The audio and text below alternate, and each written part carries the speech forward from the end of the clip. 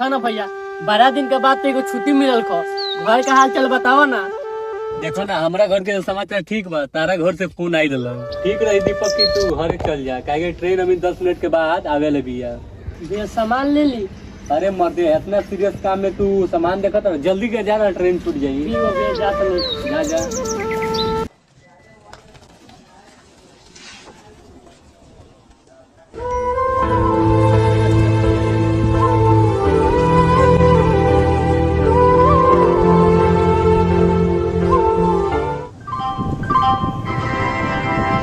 यात्री कृपया ध्यान दें, गाड़ी क्रमांक 128008 सुपरफास्ट समता एक्सप्रेस थोड़ी ही देर में प्लेटफॉर्म क्रमांक 3 पर आ रही है।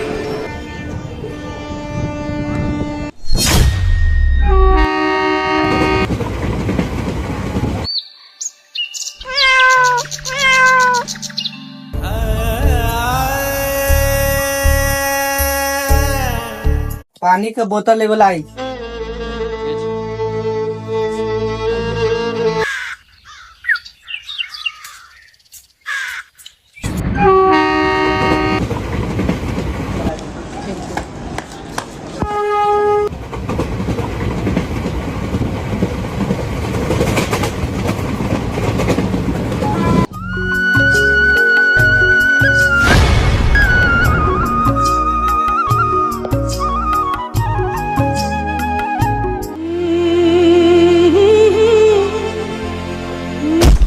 बाबूजी कहाँ मान बब्बू?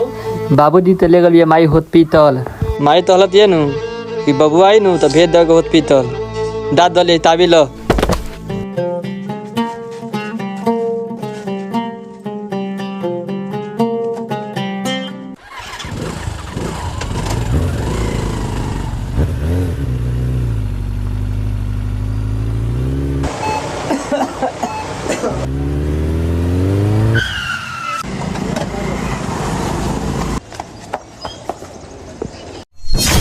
डॉक्टर साहब क्या बोल बाबूजी के? किडनी तरह पापा जी के फेल बा।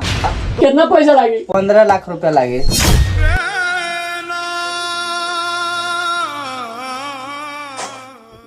अब हम नहीं बचा सकते, ऊपर वाला बचेगा निकलेगा।